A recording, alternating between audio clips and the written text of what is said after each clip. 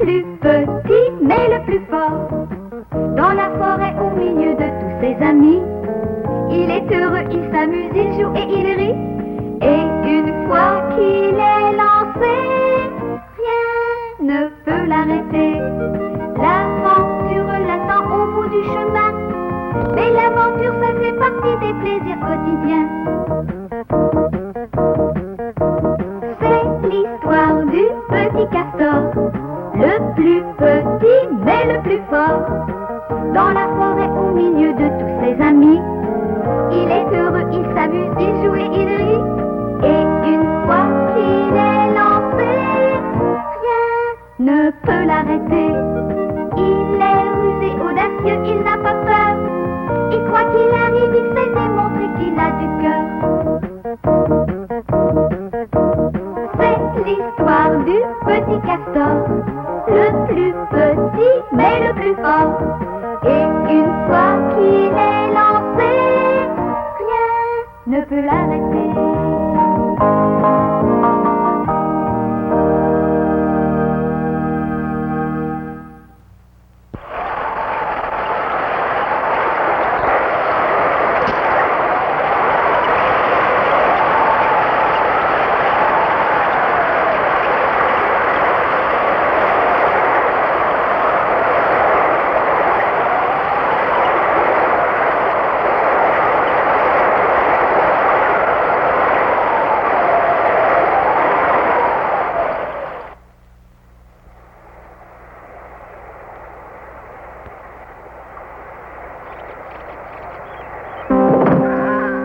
Quel orage cette nuit. C'était une véritable tempête, plutôt.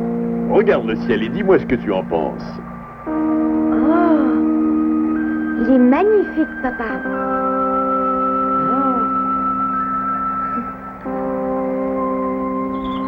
La pluie a lavé le ciel. Après un gros orage, il est d'une beauté, d'une pureté incomparable. Oh, en parlant de pureté, cela ne s'applique pas à la rivière aux rapides.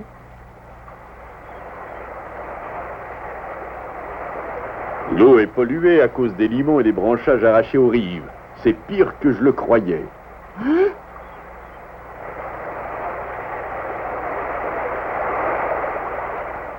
Si nous laissons tout cela s'accumuler, il va y avoir une inondation. Nous allons tout déblayer pour éviter cela. D'accord, Castor, mettons-nous au travail.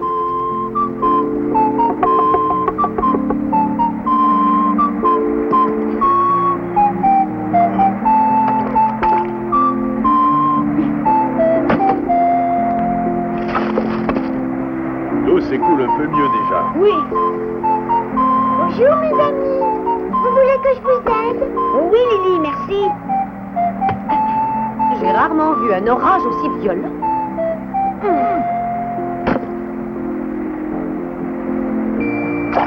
La rivière aux rapides n'est pas seule en cause, très probablement. L'orage a dû ravager la forêt. Il faudrait procéder à un grand nettoyage. Oh oui, vous avez bien raison. Attrape, Lily. Oh.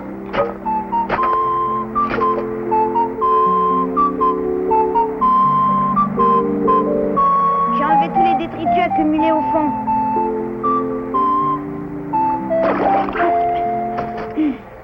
Tu as fait du bon travail, Castor. Il n'y a que lui qui pouvait faire ça. Il est tellement bon nageur. Arrête, tu me fais rougir. Bonjour tout le monde.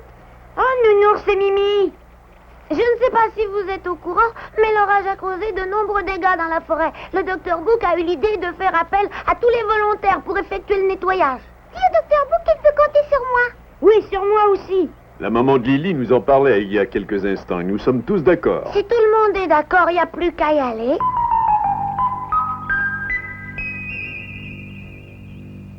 Qu'est-ce que c'est? Un nettoyage général de la forêt de Clairefontaine? Non, merci, je ne suis pas volontaire. Maître Garou a du sang noble dans les veines. Il ne va pas s'abaisser à pareille besogne. Mon rang m'interdit de faire ça. D'ailleurs, je ne nettoie même pas chez moi. C'est Finot qui s'en charge. Maître Garou a raison. Ce n'est ni une question de noblesse, ni une question de rang. La forêt est à tout le monde et chacun doit veiller à sa propreté. Sans compter que toutes les saletés accumulées peuvent provoquer une épidémie à la longue. Épidémie ou pas, je m'en moque. J'ai dit que je ne nettoierai pas la forêt. Et pardon. Ouh, sinistre individu. Oh, Allons, il refuse de nous aider. nous ne pouvons pas le forcer à travailler, mais si nous nettoyons la forêt sans lui, et malgré lui, nous le prendrons à son propre jeu. Ton père a raison, Castor, c'est lui qui nous sera redevable. Bon, eh bien, si vous êtes tous d'accord, nous allons pouvoir commencer. Au travail.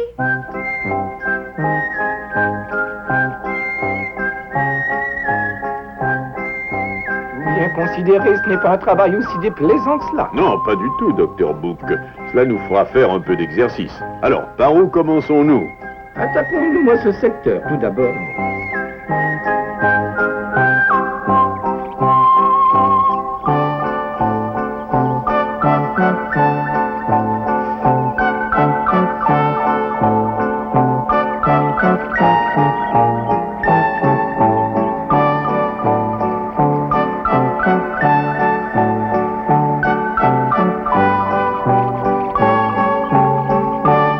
Ah, ça commence à avoir meilleure allure. Nous allons pouvoir passer à un autre coin. Oh, oh. Qu'est-ce que c'est? Ah! Oh, oh, ça m'a fait peur. Hein? Quoi? Qu'est-ce qui t'a fait peur? Cette chose horrible que je viens de ramasser. Qu'est-ce que c'est? Une mâchoire de monstre. Oh, nounou, c'est affreux. Si nous cherchons bien, nous allons peut-être trouver autre chose. Tu crois que ça vaut la peine de chercher? Oui, pourquoi pas?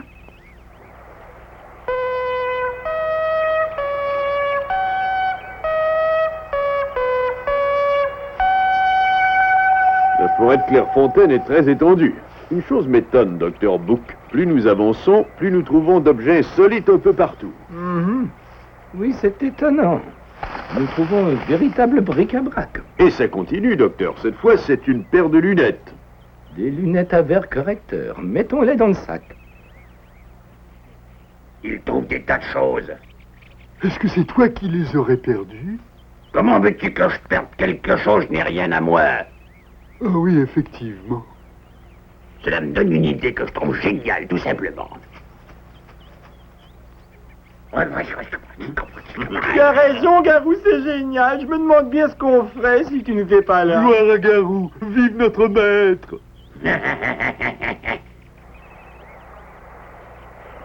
Tu trouves quelque chose, Castor? Est-ce que le monstre a perdu d'autres objets? Non, rien du tout. Je suis déçue. Peut-être au fond de l'eau, pourquoi pas? Ah, le nettoyage est terminé. Je commence à être fatiguée. Regardez, cher ami, nous avons trouvé des objets qui ont une certaine valeur. Nous aussi, et nous pourrions en trouver d'autres. Oui, on ne sait jamais.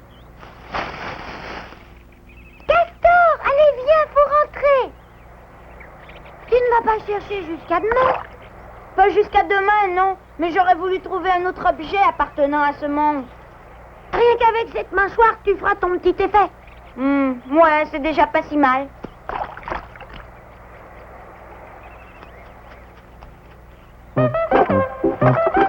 C'est vraiment surprenant. Jamais je n'aurais imaginé que nous puissions trouver autant de petites choses.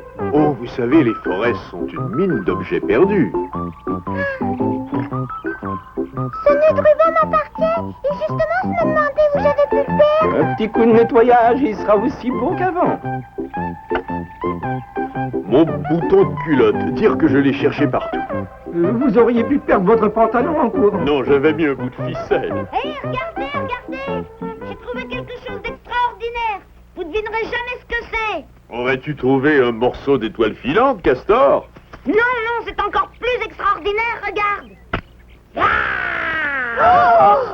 Oh! C'est une mâchoire de monstre. Tu as trouvé une mâchoire de monstre?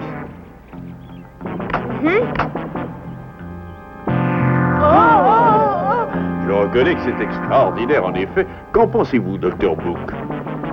Voyons cela de plus près. Ah!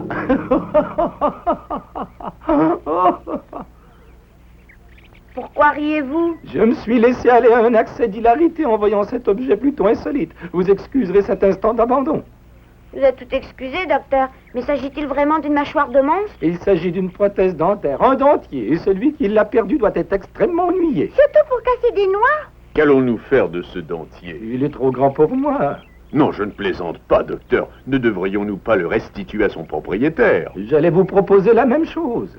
C'est bien joli tout ça, mais rien ne prouve que le monstre soit toujours dans la forêt. Et je ne sais pas pourquoi, mais quelque chose me dit qu'il ne doit pas être bien loin. Oh,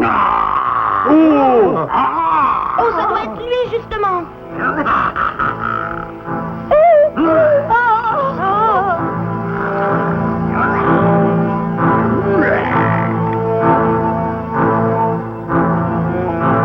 Docteur Book, le monstre est revenu pour chercher son bien. Restons calmes, nous le lui rendrons, voilà tout.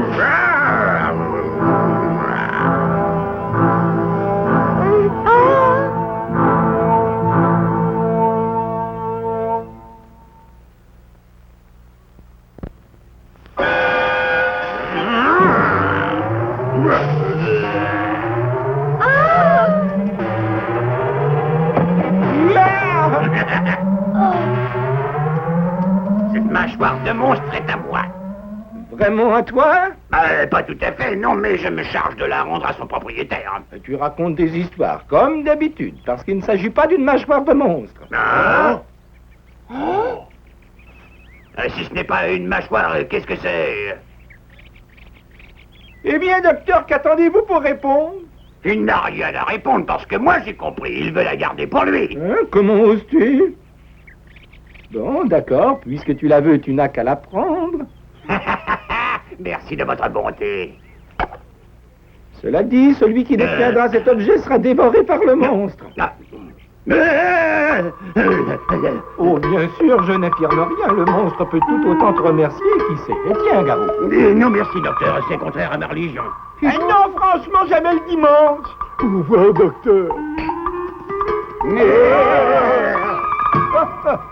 Garou joue les fanfarons, mais c'est un peu heureux. Faut dire aussi que vous avez joué la comédie avec naturel. Je regrette, Castor, je ne jouais pas la comédie. Hein? Mais docteur Book, c'est vrai que celui qui garde ça risque d'être dévoré par le monstre? C'est parfaitement exact. Oh là là! Oh. Dans ce cas, que comptez-vous en faire? Il faut que je réfléchisse à la question. Je crois que j'ai trouvé la solution, docteur Book. J'aimerais bien la connaître.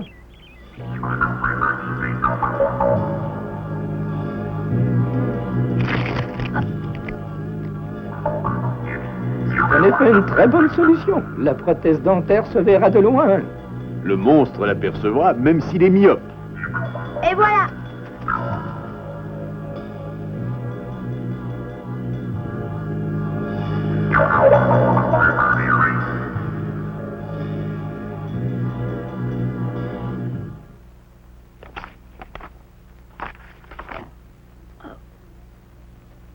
Dis papa, tu ne crois pas que le monstre a retrouvé son dentier à l'heure qu'il est? Peut-être.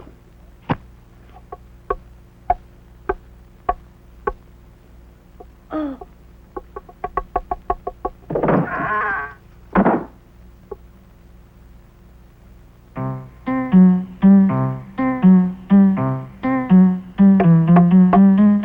Oui, entrez. Bonsoir, docteur Book. Au fond de l'air est frais, n'est-ce pas? Je ne suis pas venu pour vous parler de ça. J'ai l'impression que vous en savez plus sur ce dentier que vous n'en dites. Vous êtes extrêmement clairvoyant. Asseyez-vous, je vous en prie. Croyez-le ou non, monsieur Castor, j'avais l'intention de solliciter cette conversation. Je vous crois, docteur Book. Je comprends même que vous ayez eu quelques hésitations. Certes, les médecins sont liés par le secret professionnel, et je respecte cette tradition. Mais aujourd'hui, les choses sont différentes. Notre conversation pourra peut-être sauver le patient. Vous savez à qui appartient ce dentier? Je le sais d'autant plus que j'ai réalisé cette prothèse. Ah. J'ai repris le terme de mâchoire de monstre donné par Castor pour éviter les questions. Mhm. Il semblait y tenir. Bien sûr, pour les enfants, tout ce qui touche au monstre a un petit côté merveilleux. Ah oui, c'est exact. Malgré tout, je regrette d'avoir trahi la confiance de Castor et des autres. Non, je vous le répète, docteur Book, les enfants aiment le côté surnaturel des monstres et vous n'avez fait que confirmer leurs rêves. Vous êtes gentil. Quoi qu'il en soit, pourquoi ne rendez-vous pas ce dentier à son propriétaire puisque vous le connaissez? Si je pouvais le faire, ce serait la fin de mes ennuis. Et là, ce n'est pas aussi simple que cela. Ah oui, je crois comprendre. Est-ce que par hasard le propriétaire du dentier serait quelqu'un de connu? Eh oui, c'est là la difficulté. Espérons qu'il viendra le chercher sans que cela se sache. Je ne sais pas si cette histoire de monstre facilitera les choses, car tout le monde est au courant. Ça devrait s'arranger.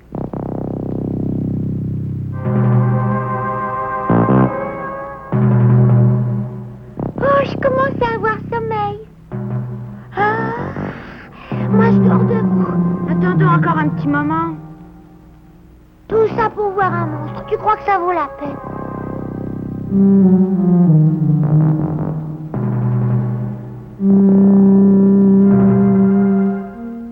Nous ne savons pas ce que sont devenus les enfants. Et il est l'heure de se mettre au lit. Oh, ne vous en faites pas, je crois savoir ce qu'ils manigancent. Certaines choses font peur aux enfants, mais ils veulent les voir quand même. Ils veulent voir une chose qui leur fait peur. Nous voilà. Maman, que fais-tu chez Monsieur Castor? Je suis venu voir si tu n'étais pas là, Nounours. Tu n'es même pas rentré chez nous pour dîner. Oh, je vous prie de m'excuser, mesdames. C'est moi qui ai demandé à Nounours et à Lily de m'accompagner. Il fallait nous prévenir. Mais enfin, quoi qu'il en soit, est-ce que vous avez vu le monstre? Hein? Vous étiez bien à la clairière au Grand Pain. Oh, ça alors, comment l'as-tu deviné, papa? Ce n'était pas difficile à deviner. Ah oui? Nous n'avons pas vu le monstre, à notre déception. Ce soir, c'était qu'une opération de reconnaissance. Nous y retournerons demain à la nuit. Je te le défends. Oh. Madame Ours, soit dit sans vouloir vous contredire, les risques sont minimes. Par contre, ce ne serait pas une bonne opération de déranger le monstre. Oui, mettez-vous à sa place. Vous seriez gêné, vous aussi. Personne ne se sent très fier d'avoir égaré son dentier, n'est-ce pas? Monsieur Castor a raison. Rentrons à la maison maintenant. Bonsoir, bonsoir. Bonsoir, Castor.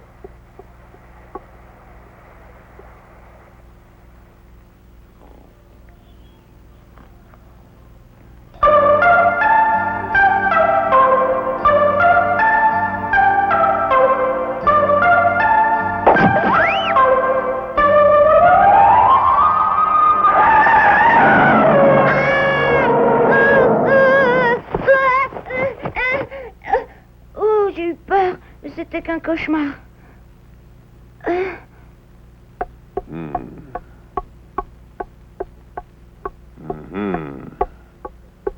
Au fond, cette idée-là n'est peut-être pas plus mauvaise qu'une autre.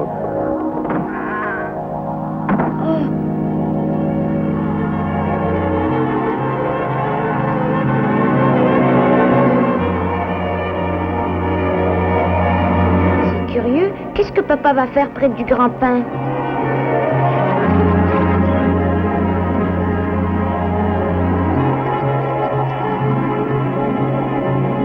Oh, le monstre est enfin arrivé. Oh, vous m'avez fait peur. J'en suis absolument navré, docteur. Mais cela dit, vous êtes venu récupérer le dentier pour le rendre à son propriétaire? J'ai réfléchi à la question toute la nuit. C'est la meilleure solution. J'ai longuement réfléchi, moi aussi, et j'ai pensé qu'on ne pouvait le laisser éternellement ici. Comme vous le voyez, les grands esprits se rencontrent. Voulez-vous m'accompagner? Nous aurons plus d'assurance à deux. Bien volontiers. Le monstre vit bien dans la vallée des loups? Dans la vallée des loups.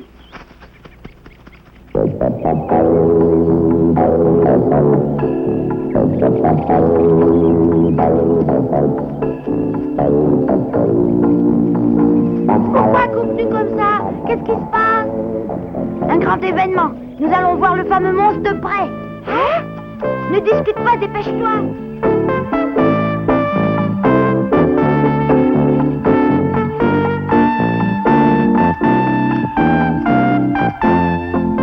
Nous n'en sommes plus loin, n'est-ce pas? Effectivement, nous sommes arrivés. Là, c'est juste en face. Mais c'est la demeure de grand-père Garou. C'est pas lui le monstre. Grand-père Garou. Entrez.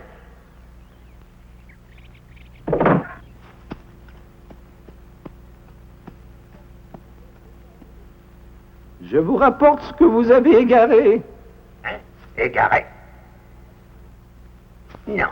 Mais je regrette, ça n'est pas à moi. Ah bon, je vais le jeter dans ce cas.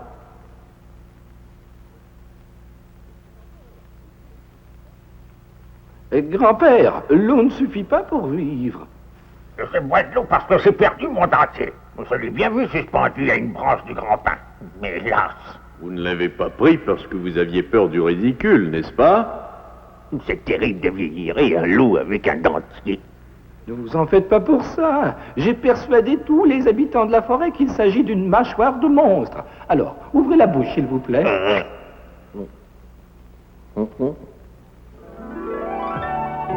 Et je vous demande de n'en parler à personne, mais si cela venait à se savoir, vous imaginez la suite. Ne craignez rien, grand-père Garou, je suis lié par le secret professionnel. Et c'est le médecin qui vous conseille d'absorber des aliments solides à présent.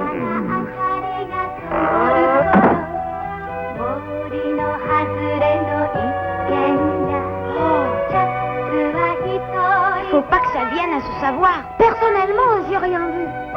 Je garderai le secret. C'est promis, Lily. Les filles, ça raconte tellement de choses. Les garçons, encore plus.